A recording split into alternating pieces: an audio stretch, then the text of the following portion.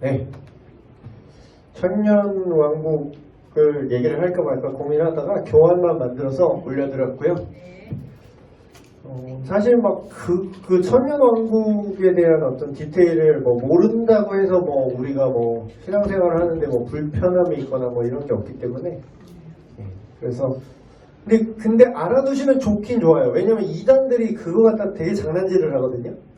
그래서 천년왕국의 마지막 재림 때의 그 개념으로서 그 천년왕국이 성경에서 이렇게 얘기하고 있는데 이런 범주가 있다 정도는 알고 계셔야 이단 사이비들이 그거 갖다가 장난질을 하는 거를 이제 이거 헛소리구나 라고 알 수 있기 때문에 그런 거는 좀 이렇게 알아두실 필요가 있어요. 그래서 그 교환을 만들어서 그것도 초간단 요약으로 했는데 되게 길어졌어요. 네. 그래서 그거도 한번 시간 되시면 한번 보시고요. 그거는 교환으로 올려드렸고 오늘은 강의는 오늘 마지막 시간 33과랑 34과를 합쳐서 하는 거죠. 마지막 심판과 영원한 형벌이랑 새하늘과 새 땅. 그러니까 오늘은 심판에 대한 얘기, 지옥설과 완성될 하나님 나라, 궁극적으로 우리가 영원히 존재하게 될 그 상태에 대해서 오늘 얘기를 하려고 합니다. 심판이라는 그 개념 자체가 특별히 요새 들어가서 되게 약해진 것 같아요.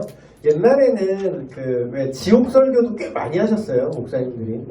물론 너무 1차원적으로 해서 좀 문제긴 했지만, 라이터 이제 부흥사님 오셔가지고 라이터 이제 여러분 이거 보입니까? 부르게 해서 손 대볼까요? 뜨거라. 이런 지옥은 이 상태로 영원이야. 막 이러면서 이런 거 하셨어요, 옛날에는.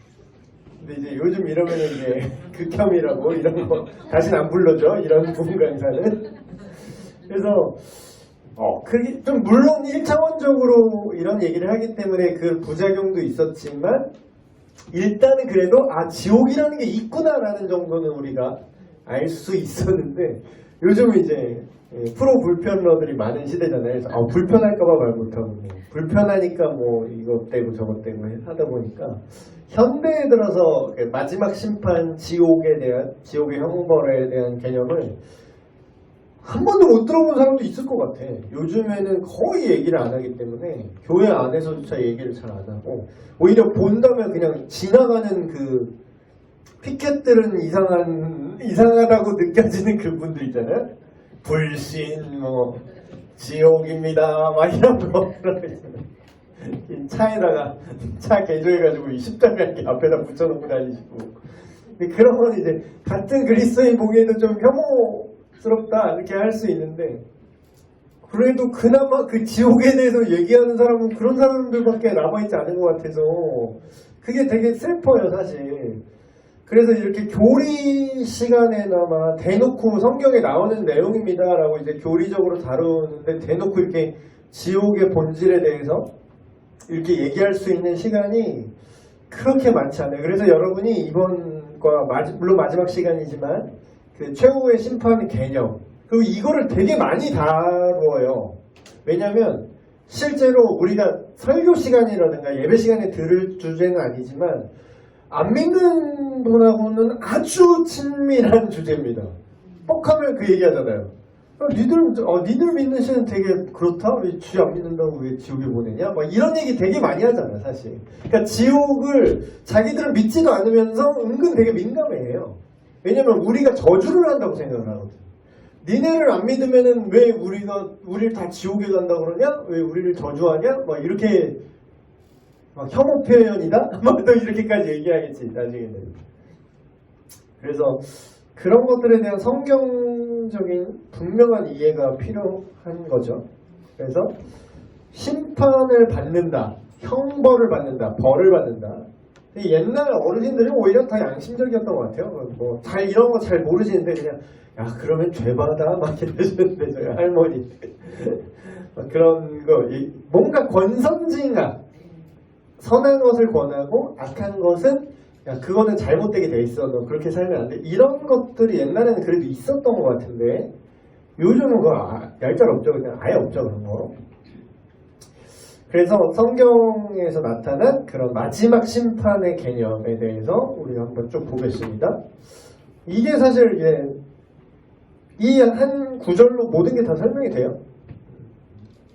그래서 한번 그냥 제가 읽어드릴게요. 또 내가 크고 흰 보좌. 그래서 우리가 백보좌라고 하죠. 백보좌 심판. 막 옛날에 성경은 다 한자로 돼 있는 거 아시죠? 이 세로로 돼 있고 옛날 신문도 이렇게 세로로 이렇게 읽었잖아요.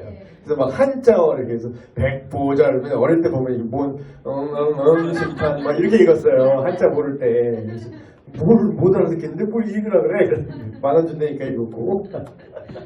근데 그런 백보좌라는 게 이제 여기 흰 보좌 말 그대로 저는 그 보좌가 100개인 줄 알았어요. 어렸을 때. 하도 백보좌 그래가지고 그 계시록을 빡세게 가르치는 교회를 다녔어가지고 백보좌 심판 목사님이 그러는데 그게 정말 의자가 100개짜리인가? 그렇게 생각을 하다가 나중에 보니까 진짜 흰 거더라고요. 그 흰색 보좌와 그 위에 앉으신 이를 보니 땅과 하늘이 그 앞에 피하여 간 데 없더라. 내가 보니 죽은 자들이 큰 자나 작은 자나 그 보좌 앞에 서 있는데 책들이 펴 있고, 물론 이거는 심상입니다. 심상으로 이해하셔야 돼요. 이 꿈 언어로 보셔야 돼요, 이거를. 그래서 이게 진짜로 막 정말로 그 물질로서 책이 이렇게 딱 있어서 막 이런 개념으로 보시면 안 됩니다. 그러나 이거는 사실인 건 맞아요. 그러니까 이걸 어떻게 설명하지? 묵시문학은 그러니까 문자적으로 해석하면 안 됩니다. 예. 꿈의 몽이랑 비슷해요. 그러니까 여러분이 아는 비슷한 개념을 내면 꿈의 몽이 꿈에 돼지가 나왔는데 이게 무슨 꽃을 물고 있었는데 내가 내 몸을 이렇게 통과해서 지나갔다 그러면 그게 그대로 우리가 그래? 정말로 내 몸을 돼지가 내 몸을 이렇게 뚫고 지나간단 말인가? 이렇게 이해 안 하잖아요.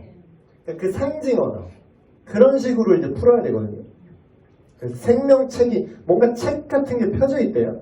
생명책인데 죽은 자들이 자기 행위를 따라 책에 기록된 대로 심판을 받으니. 그래서 행위책이라고 이렇게도 얘기 많이 했는데 모든 사람들의 행동을 다 기록한 책이죠. 근데 이런 개념이 오히려 이때는 되게 초자연적이고 이런 거라고 생각했는데 사실 현대 어린 친구들한테 이 계시록의 이런 심상을 좀 현대적으로 해석을 해주면 더 잘 알아들을 것 같은 게 요즘 SNS 털잖아요. 그럼 그 사람을 하는 행동이 웬만큼 나와요. 그래서 취업할 때도 요즘 SNS 그 계정 제출합니다. 이 사람이 어떤 사람인가 볼까? 거기에 이 새끼 저 새끼 XX 우발 이렇게 써 있으면 그 사람 떨어져요. 그 회사 떨어집니다. 이 사람 인성 개판이구나 이러면서 그러니까 SNS도 관리해야 돼요 요새는. 그러니까 그 사람은 어디 가서 뭐 했는지 뭐 좋아하는지 누구랑 노는지 뭐하고 노는지 그게 다 나와요.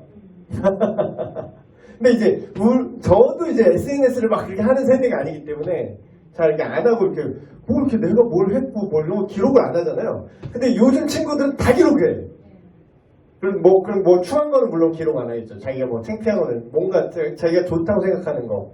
근데 그것도 추한 게 있어. 자기가 좋다고 생각하고 올렸는데 보기에 되게 추해. 그런 것들이 있어요. 그런 것만 봐도 그 사람의 전체를 알 수 없지만 이 사람의 어떤 행적을 하다못해 지금 시대의 SNS만 털어도 이 사람이 어떤 사람인지 쫙 나오는데 하나님의 빅데이터는 어떨까요? 빅데이터. 이 사람이 무슨 말을 했는지 이거 진짜 현대적인 개념으로 진짜 소름 돋는 거 아세요? 우리가 인터넷을 쓸 때 검색어에다가 무슨 검색어를 많이 쳤는지까지 다 나와요. 그러니까 다 털 수 있어요. 그럼 하나님이 그걸 모를까? 하나님이 인간 심도한 인생에 얘가 무슨 단어를 몇 번 말했으며 그걸 다 턴다고 생각해봐요. 근데 그게 심상으로 이미 SNS 이런 게 없는 그 한참 AD 1세기경에 이미 심상으로 하나님이 알게 하셨다는 거죠. 다 행위가 기록되어 있대요. 근데 문제는 그 기록된 대로 다 카운팅을 한다는 거죠.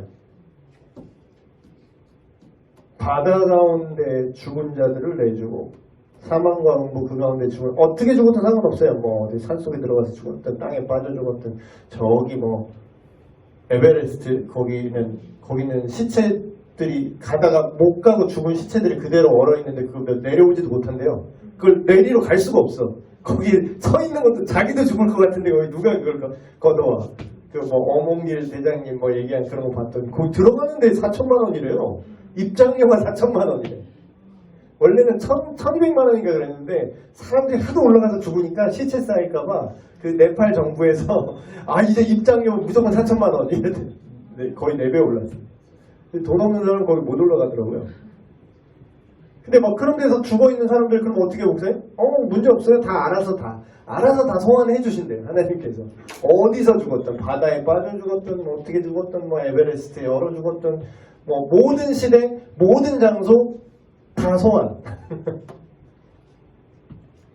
각각 사람이 자기 행위대로 심판을 받고 마지막에는 그런 죽음이 그러니까 이게 심상 언어라는 거 아시겠죠? 사망과 죽음이란 개념이 그 지옥이란 개념, 음부도 이제 지옥이란 개념인데 죽음과 지옥도 불못에 던져지니 이것은 둘째 삼아 곧 불못이라 누구든지 생명책이 기록되지 못한 자는 불못에 던져지더라. 불로 된 연못이에요. 근데 이게 뭔지는 모르겠어요. 이게 심상인지 진짜인지. 근데 예수님이 다른 구절에서 얘기한 건 진짜인 것 같기도 해요. 예수님이 심상처럼 얘기한 게 아니라 실제처럼 얘기한 부분도 있기 때문에. 근데 이게 정말로 우리 뭐 지구 가운데 있는 진짜 지구 가운데 그 불못 있는 거 아시죠? 멘틀. 거기가 지옥일까? 우린 몰라요. 근데 우리가 밝혀낸 것도 우리 지식으로도 뭐 지구 중심에 뜨거운 물이 흐르고 있다는 거 우리는 알고 있잖아요. 용광로 같이. 거기가 지옥일까요? 그건 몰라요. 근데 우리가 여러 가지 생각해 볼 수 있죠. 그러니까 이런 것들 분명히 예고하고 있다는 거예요. 성경은. 결국 끝이 있고 모든 사람이 심판을 받는데 그걸 아무도 벗어날 수 없다. 근데 이때만 얘기하는 게 아니라 성경 전체가 그런 종말과 심판에 대한 개념을 계속해서 얘기하고 있어요. 노아의 홍수, 뭐 바벨탑 사건, 소돔과 고모라. 여기는 뭐 국한된 홍수를 제외하고는 뭐 지역적인 심판이죠. 그럼에도 불구하고 각 개인들에게 내린 심판들이 있어요. 근데 이런 모든 것들이 궁극적으로 온 세상과 이 역사 속에서 각 사람이 한 모든 행동에 대해서 하나님께서 모든 것을 카운트하시고 그걸 하나하나 심판하실 것이다. 이게 어떻게 생각하면 되게 무서운 거고 어떻게 생각하면 속이 되게 후련한 거죠. 내가 악당이면 되게 두려움에 떨쳐야 되고 내가 선한 자라면 아싸 속이 다 후련하다 이렇게 되는 거죠. 그럼 언제냐 이 마지막 심판의 시기는 교환으로만 올려드린 천년왕국이 뭔지에 대해서는 정확하게 그게 이제 사람들마다 의견이 다르다고 제가 그 교환에 써놨습니다. 근데 어쨌든 그 천년 거기서 말하는 성경에서 말하는 그 천년왕국이라는 개념 그게 뭐든지 간에 그것이 끝나고 어떤 큰 마지막 사탄의 발악이 하나 있을 거예요. 그게 정확히 뭔지는 몰라요. 근데 그런 게 있을 거래요. 근데 사도 요한이 말하기를 이 마지막 반란을 하나님께서 다 진압하신 후에 최후의 심판이 시작될 것이다. 그래서 마지막 심판의 어떤 본질을 이렇게 보는데 누가 심판하느냐? 예수님에 대해서 성경이 이제 얘기하는데 여러분들이 예수님을 잘 모르는 측면이 있어요. 우리가 예수님에 대해서 잘 모르는 측면이 예수님을 어린 양이라고 비유하는 건 되게 많이 나오잖아요. 근데 거기서 유다의 사자라고 말하는 그런 부분도 있거든요. 그러니까 사자와 어린 양. 이게 말이 안 되는 내용인데 사자는 되게 강하고 모든 동물을 지배하고 잡아먹는 포식자인데 양은 자기 혼자는 살 수 없는 그냥 이렇게 잡혀 죽는 이런 생물이거든요. 근데 예수님이 어린 양인 동시에 유다의 사자래요. 그러니까 유다의 사자가 잘 이해가 안 됐어요. 예수님 어린 양이라는 건 십자가 사건을 통해서 우리가 알았지만 그 유다의 사자는 그럼 뭐냐? 이제 볼 겁니다. 우리가 심판하시는 예수님이 재림하실 때는요. 얘들아 이렇게 사람 좋은 할아버지로 오지 않으시고요. 예. 엄청난 집행자로 오십니다. 집행자. 심판을 집행하는 존재예요. 예수님께서. 그래서 성경에는 그런 표현이 상당히 많이 나옵니다. 하나님 앞과 살아있는 자와 죽은 자를 심판하실 그리스도 예수 앞에서 그가 나타나실 것과 재림을 말하죠. 그의 나라를 두고 엄히 명하노니. 이렇게까지 볼 것도 없이 우리 오늘도 이거 고백했어요. 우리 예배 시간에 저리로서 산 자와 죽은 자를 심판하러 오시러. 누가요? 예수 그리스도가. 이게 참 논란이 되는 건데, 믿지 않는 자들은 정죄를 받을 것이다. 그래서 이게 참 되게 애매한 건데, 이게 사람들이 그러니까 프레임을 어떻게 거느냐에 따라서 참 이해가 달라져요. 지금 이 세상이 정상적이고 우리 인간들이 잘 살고 있는데 왜 세계를 멸망시키려고 하느냐 라는 이런 프레임으로 이걸 바라보잖아요. 그러니까 비신자의 프레임이죠. 불이라고 하기엔 좀 일부러 안 믿는 것 같으니까 좀 죄송하니까 아직 안 믿는다는 뜻의 비신자라고 할게요. 어느 날 그러니까 입장 바꿔서 생각해보세요. 막 우리가 믿으니까 이렇게 생각을 하지, 안 믿는 사람이 볼 때 어느 날 인간끼리 잘 살고 있는데 그런 영화, 히어로 영화 이런 거 스토리를 생각해보시면 돼요.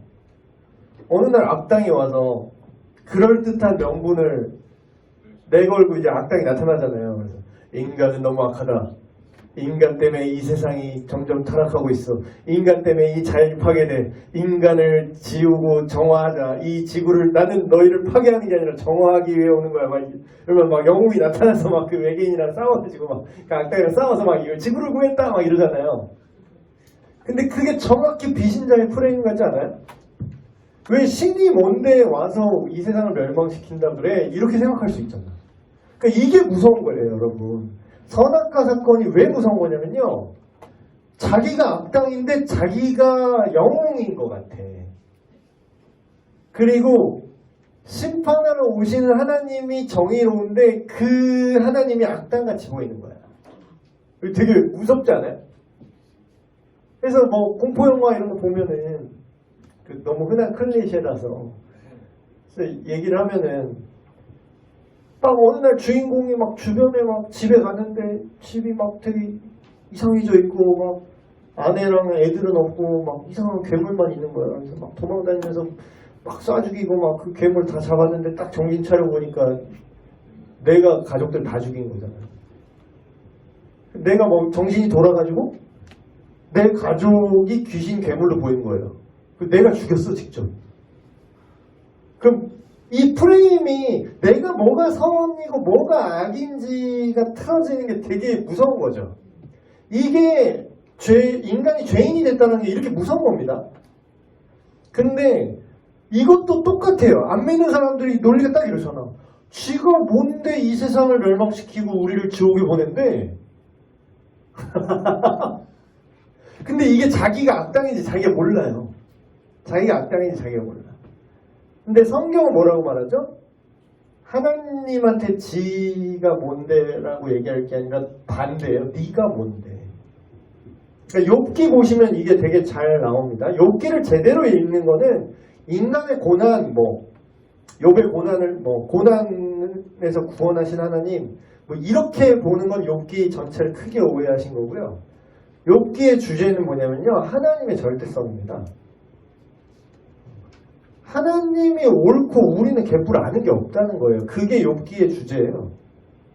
우리는 악하고 우린 유한하고 그럼에도 불구하고 하나님께서 우리를 이끌어 가신다. 그게 욥기의 주제거든요. 그래서 그 설명을 안 해주잖아요. 하나님이. 네가 뭘 아니? 그냥 이런 식이잖아요. 계속. 근데 안 믿는다라는 게 그 믿음의 대상이 이제 하나님인데 예수님이고 그걸 안 믿는다는 게 얼마나 큰 죄인지조차 그걸 인지를 못하는 거야. 왜냐하면 그러니까 이게 불법 점거하는 거랑 똑같아요. 네 집이 아닌데 네 집처럼 사는 거야. 거기 그냥 지가 들어가서 그냥 사는 거예요. 근데 누가 살게 해줬는데? 당신의 생명? 당신 거라고 느껴지는 당신의 육체? 당신 거라고 느껴지는 당신의 생각? 당신이 돈을 벌 수 있는 어떤 그런 기회들? 당신 건 없어요. 다 하나님이 주신 거지. 근데 이게 동의가 안 되는 거지. 그러니까 어떻게 돼요? 결국 하나님 오셨을 때 그럼 진짜 정의는 뭐죠? 진짜 우리가 전체 지금 교리를 전체를 다 들었을 때 하나님이 창조부터 시작해서 지금 심판까지 왔는데 창조를 제대로 이해하는 사람은 심판을 이해할 수밖에 없어요. 왜냐하면 네 게 아닌데 네 것처럼 우기면서 하나님 쌩까면서 하나님 욕하면서 하나님 욕되게 지 몸뚱이 맞굴리면서 죄지으면서 사는 인생인데 당연히 싸대기 맞아야지 마지막에는. 뭘 잘했다고 네가 뭘 주장할 게 없어. 원래 네 건 없었으니까. 그럼 그런 장에 오는 건 심판밖에 없는 거예요. 그게 정당한 겁니다. 심지어. 그 사람들이 악당인 거예요. 그러니까 우리가 막 그런 기독교 신앙이 그런 거잖아요. 내가 죄인입니다. 내가 죄인임을 깨닫으면 이게 그 뜻이에요. 원래 내게 아무것도 없다고. 원래 다 하나님 만드셨고 다 하나님 주신 건데 내가 하나님으로부터 분리되고 내 스스로 알아서 하겠다고 하나님 모르고 살다 보니까 어때요? 실제로 악한 것들이 나와요. 실제로. 악한 생각, 악한 판단, 악한 결정, 이 악한 세상 속에서 그렇게 살아가는 거죠. 그 결과 그러니까 뿌린 대로 거두는 거예요. 뿌린 대로 거두는 거예요. 하나님이 우리를 뭐 일부러 뭐 죽이려고 이런 게 아니라 그러니까 우리가 스스로 죽는 거예요. 심판을 자초하는 거예요. 이 비유라면 이런 거랑 똑같습니다. 아무도 내 자식이 누구를 살인하기를 원하진 않아요.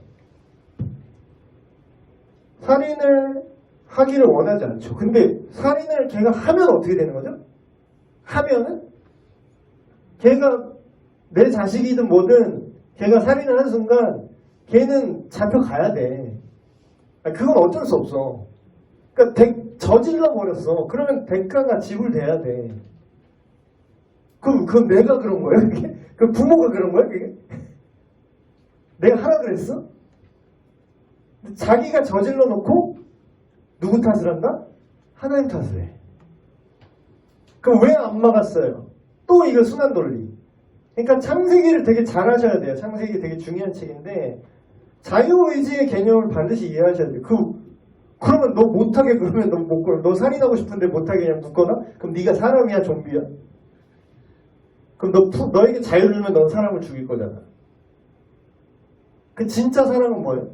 그 사람이 자기가 그것이 악한 것이라는 걸 알아서 내 의지로 하나님께 항복하고 하나님과 살아가는 거잖아요. 그게 진짜 사랑이잖아요. 그걸 주고 싶어서 선악과를 만들어 주셨는데 그거를 만들었다고 하나님 탓을 하는 게 옳아요? 그럼 그냥 노예처럼 생각을 했나? 넌 선택지는 없어. 넌 죄 지을 기회가 없어. 넌 그냥 넌 나를 사랑해야 돼. 만들고 그냥 착하게 행동해야 돼. 굿보이. 그 로봇이야 로봇. 그건 사랑이 아니. 그 미저리에 미저리. 묶어놓고 그 옛날 영화 나오잖아요. 다리 분질러 놓고 도망 못 가게 다리 분질러 놓고 묶어놓은 다음에 이제 사랑해 하면서 이렇게 먹여주잖아요. 죽 같은 거. 사랑해 이러면서 막 무서워. 사랑해 막 이러면서 넌 자유의지가 없는 거야. 그러니까 하나님이 그런 기괴한 사랑을 하실까요? 그러니까 불신자들이 왜 심판을 받는 게 당연한지를 우리 스스로 교리적으로 좀 이해를 하셔야 되고 그걸 설명해 줘야 돼요. 그러니까 공격적으로 얘기하는 건 아닙니다. 너 이 새끼 싸가지 없는 새끼 너 이랬는데 하나님이 이랬는데 너 하나님 안 믿어서 너 지옥 쳐가는 게 너 싸다 이 새끼야. 이러라는 게 아니에요. 그러라는 게 아니라 이 개념을 알고 스스로 내가 진짜 이거는 아니었구나 라는 거를 알 수 있도록 이거를 그들이 알아듣는 언어로 최대한 얘기를 해줘야 돼. 근데 결국은 이제 선택은 자기가 하는 거죠. 그래서 이게 되게 신기한 건 근데 뭐냐면요. 여기 보시면 기록된 대로 자기 행위대로 심판받는다고 나오죠. 근데 우리가 갖고 있는 이해는 보통 어때요? 우리가 예수님을 믿으면 구원받고 믿으면 천국 가고 안 믿으면 지옥 간다 이렇게 생각하죠. 근데 제가 새로운 얘기를 하는 게 아닙니다. 두 가지 개념이 결국 하나라는 얘기를 하고 싶은 건데, 성경에는요, 네 믿음대로 내가 심판하겠다라는 말이 없어요. 지옥의 현실을 보면은 누가 지옥에 가느냐? 안 믿은 사람이 지옥 간다 이렇게 알고 있죠. 정확히 말하면 그 사람이 안 믿었기 때문에 행동이 그 꼴인 거예요. 그럼 뭐예요? 진짜 심판의 기준은 뭐예요? 행위대로 심판하면 믿음이 없는 자가 걸러진다는 거예요. 그래서 심판의 기준은 믿음이 아니라 행위입니다. 모든 잘못된, 그러니까 제가 얘기하잖아요. 안 믿는 사람이 막 이렇게 열받아요. 그럼 모든 죄가 다 용서받는다고요? 참 어이가 없어. 그러면 사람 다 죽여놓고 예수 믿으면 땡이네? 이렇게 쉽게 얘기하는 사람이 있는데, 진짜로 정말로 성경이 말하는 구원은 행위대로 심판하기 때문에 자기가 사람을 죽였다면은 그거를 가짜로 난 예수님 믿어 그래놓고 사람 죽이고 난 예수님 믿어, 이게 안 먹혀요. 왜냐하면 그 행위를 통해서 그 사람이 진짜 믿지 않는 게 이미 드러나고 있어. 이미 다 기록되고 있어요. 그게 하나님 다 아세요. 하나님을 속일 수는 없어요. 그 누구도. 내가 안 믿는데 믿는 척하면서 사람은 속일 수 있어도 하나님을 속지 않으시고, 그 사람이 결국 믿지 않기 때문에 그 썩어빠진 열매들이 삶에서 맺힐 수밖에 없고, 그 행위가 드러날 수밖에 없고, 그 행위를 하나도 남김없이 하나님이 다 심판하신다는 거죠. 그래서 윤리 도덕적인 기준을 당연히 포함합니다. 근데 그것뿐이냐? 그게 아니라 하나님을 어떻게 대했어야 했는가, 그 사람이. 그게 이 모든 심판의 기준이죠. 믿는 자들도 심판받을 거라는데, 이제 믿는 자의 심판은 좀 개념이 다릅니다. 안 믿는 자의 심판은 정말 이제 형벌로서의 심판이고, 믿는 자의 심판은 어떻게 보면 측정 같은 거랄까요? 측정. 믿는 자들도 똑같이 그 행위가 다 드러난다고 나와요. 성경에 보면 다 드러나는데, 우리가 하나님의 심판대 앞에 다 설 것이다, 이렇게 로마서에도 얘기하죠. 우리 각 사람이 하나님께 이렇게 다 모든 것이 드러난다. 근데 이게 믿는 자들은 문제가 없는 게, 이게 드러나요? 다 읽을 거예요. 뭐 피고 누구는 어쩌고저쩌고 고소장을 이렇게 읽는 거지. 우리 모든 믿는 자라 할지라도 고소장을 읽어요. 피고 송윤익은 어쩌고 언제 몇 살 때 뭔 일했고 막 읽을 거야. 뭐 그게 어떤 방식인지 모르겠어요. 근데 드러나겠죠? 드러나는데, 그런데 이러이러한 이상의 죄들을 그리스도께서 지불하셨기 때문에 무죄. 그래서 정죄를 받진 않아요. 정죄를 받진 않는데, 근데 그건 있어요. 여기서 상급의 개념이랑 이 신자들 심판이랑 연동되는데, 그러면 다 까방권이냐 이게. 그러면 나는 예수님 믿으니까 뭐 별 진상짓을 다 해도 나는 그냥 다 무죄 뜨느냐, 요게 아니라 그랬죠. 그런 구절이 이제 고린도전서, 이거 참 이게 잘못 해석되는 구절 중에 하나인데, 고린도전서 3장 12에서 15절인데, 그 막 지푸라기 같은 구원이라고 이제 옛날 어른들이 얘기했던 건데, 아시는 분은 아세요? 만일 누구든지 금이나 은이나 보석이나 나무나 풀이나 지푸로 이 터 위에 세우면 각 사람의 공적이 나타나는, 삶을 상징하는 겁니다. 그 날에 공적이 밝히리니 이는 불로 나타내고 그 불이 각 사람의 공적이 어떤 것을 시험할 것입니다. 만일 누구든지 그 위에 세운 공적이 그대로 있으면 상을 받고, 누구든지 그 공적이 불타면 해를 받으리니, 그러나 자신은 구원을 받되 불 가운데서 받은 것 같으리라. 이게 부끄러운 구원 교리를 여기서 이제 뽑아내는 사람들이 있어요. 부끄러운 구원. 맨날 그렇게 얘기해. 막 죄 지으면서 진상짓 하면서 그래도 나는 구원을 받을 거야. 부끄러운, 이게 불 가운데서 받은 구원. 이게 무슨 뜻이냐면 잘 이해 안 되죠. 옛날 말로 써서. 쉽게 얘기하면 이런 거예요. 살긴 살아. 살려는 드릴게. 근데 빨가먹고 튀어나왔어. 빤스러워했어. 그러니까 되게 부끄러운 구원이에요. 집에 불 나면 어떻게 돼요? 막 다 이렇게 막 머리 세팅하고 나오세요? 집에 불 났는데 이렇게 딱 막 정장 풀수트 촬영해놓고 막 향수 뿌리고 이렇게 이렇게 나오세요? 그 뭐 팬티 하나 입고 그냥 뛰쳐나온 거예요. 쑥검댕이 돼갖고. 그럼 뭐예요? 구원을 이런 식으로 받는다라는 거예요. 그럼 뭐예요? 얼마나 천국에 들어오는 가 있는데 상급의 기준으로 봤을 때 스스로 되게 부끄러운 구원일 수 있다. 물론 이제 천국은 서로를 막 이렇게 등급을 나눠서 핍박하는 곳이 아니기 때문에 이미 그런다면 그럼 천국이 아니겠죠. 그렇지만 천국에는 어떤 개념이 있냐면요. 제가 이렇게 설명을 드릴게요. 하도 오해를 많이 하셔가지고 천국에서 받는 상급의 정도가 다르다고 했잖아요. 이렇게 부끄러운 구원 받은 사람의 특징은 뭐냐면 이 땅을 사는 동안 하나님과의 추억이 없고 부끄러운 추억만 남아있는데 겨우 예수님 믿고 구원받은 사람. 대표적인 사람은 예수님 우편에 달려있던 그 강도쯤 되겠죠. 뭐 삶이 뭐예요? 사는 동안 강도짓 하면 사형수 된 거잖아요. 정확히 무슨 강도짓을 어떻게 해서 사형수가 된지는 모르겠지만 어쨌든 그 사람의 삶이 하나님 앞에 갔을 때 내가 하나님과 이런 일을 했습니다. 이런 게 자랑할 게 있어요? 없어요? 아무것도 없어. 그냥 정말 구원만 받은 거야. 정말로. 근데 뭐 순교자의 상 제일 크게 쳐주는 순교자의 상이 있다 이렇게 얘기하잖아요. 근데 왜 순교자의 삶이 하나님 나라에서 자랑스럽고 상급이 더 높다 이런 식으로 얘기를 하냐면 이 땅을 사는 동안 왜 성경에 그런 표현 있잖아요. 영원한 것을 향해 살아라. 이 땅에 썩어질 것을 위하여 우리가 투자하지 말고 하나님 나라를 위해서 심어라 이런 얘기하죠. 그게 같은 개념이에요. 상급이랑 같은 개념인데 지금 내가 이 땅에서 하나님 나라를 위해서 분명한 하나님에 대한 인식이 있어서 그 사랑의 관계가 있어서 돈 놓고 돈 먹게 하려고 천국에서 한몫 잡으려고 하는 거는 그거는 의도가 올바르지 않고 그게 아니라 정말로 하나님을 사랑해서 이 땅에서 하나님께 헌신하고 여러분처럼 교사도 하고 생활적 도우미도 하고 교회한테 잘 보이려고 그런 게 아니라 목회자 몇 사람 아니면 교회 안에 남들 보는 시선 때문에 잘하려고 하는 게 정말로 하나님 사랑하는 그 영혼 구원하는 마음이 있어서 여러분이 삶을 헌신하고 나아가서는 가족과 떨어지기도 하고 여러분의 돈과 시간과 열정을 거기다 투자하기도 하고 먼 나라로 떠나기도 하고 거기서 죽기도 하고 그런 삶을 살았어요. 그럼 그게 그 하나님 나라에서는 보석과 같습니다.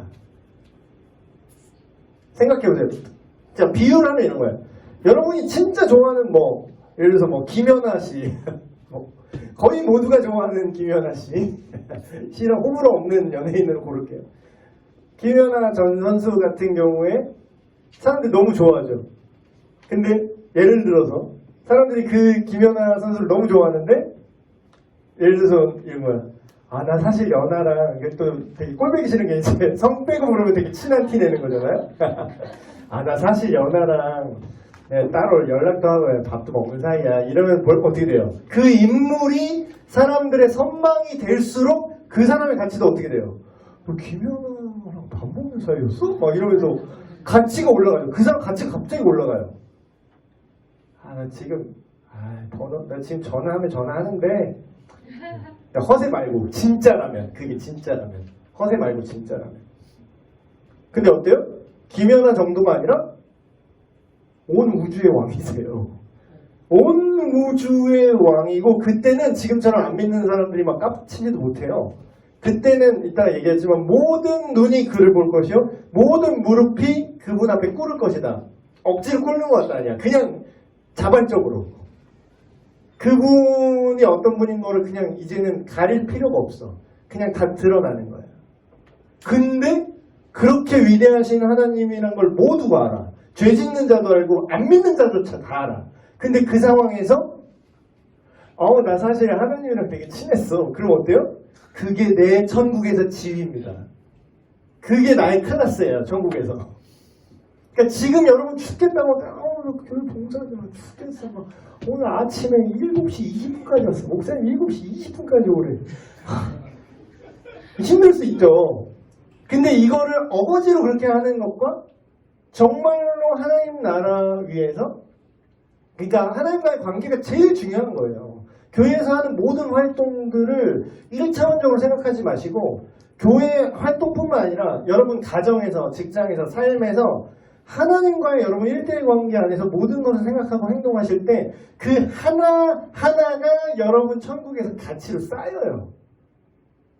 그러니까 순교의 영광이 왜 영광이냐면 나는 생명을 바쳐서 그러면 이제 사람들이 와우, 천국의 모든 사람들이 다 하나님 광팬이에요. 천국에 있는 모든 사람들은. 근데 그 하나님 나라를 위해서 이 사람이 거기까지 갔대. 나는 거기까지는 가본 적이 없는데 넌 거기까지 갔니? 하면은 이제 그게 클래스야. 너랑 나랑 클래스가 다른 거야.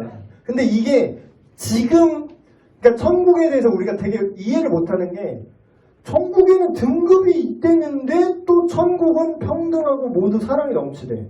등급이 있으면은 세상식으로 말하면 까라 갑질하는 이런 게 있고 뭔가 나쁠 것 같은데 천국에는 모두가 다 행복하고 좋은데 등급도 있대. 그러니까 뭔가 이게 두 개가 잘 매칭이 안 됐죠, 여러분. 근데 이 개념으로 이해하면 이게 매칭이 돼요. 서로를 막 누구를 깔아뭉개거나 누구를 시기하거나 천국에서는 완성된 천국에서는 그러지 않아요. 오히려 되게 칭찬하고 우러러보고 왜냐면 그걸 다 드러났으니까 심판대 다 드러났으니까 아무도 거기서 이의를 제기할 수 없어. 이 사람이 이렇게 살았구나. 인정. 그냥 인정이야. 왜냐면 그걸 허세라든가 거짓말 할 수가 없어요. 모두가 다 알아. 그 사람이 어떻게 살았는지. 그러면 뭐예요? 그 산 수준에 맞춰서 줄이 쫙 알아서 세워질 겁니다. 알아서 쫙 세워질 거예요. 그래서 예수님 당신의 나라에 가실 때 하나는 내 아들은 여기 우편에 좌편에 놔주세요. 이렇게 그때 치맛바람도 하셨잖아요. 그 제자 어머니가. 그런 게 필요해요. 예수님이 뭐라 그래요? 내 좌편에 우편에 누가 앉을지는 하나님께서 알아서 하실 거고 근데 그 정도로 가까이 있는 존재는 누굴까요 도대체? 못해도 이 땅에 사는 동안에는 가만히 이제 꿀 빨고 교회 나갈까? 좀 쉬자. 이런 사람은 그 자리에 갈 수 없다라는 것쯤은 그냥 아시겠죠.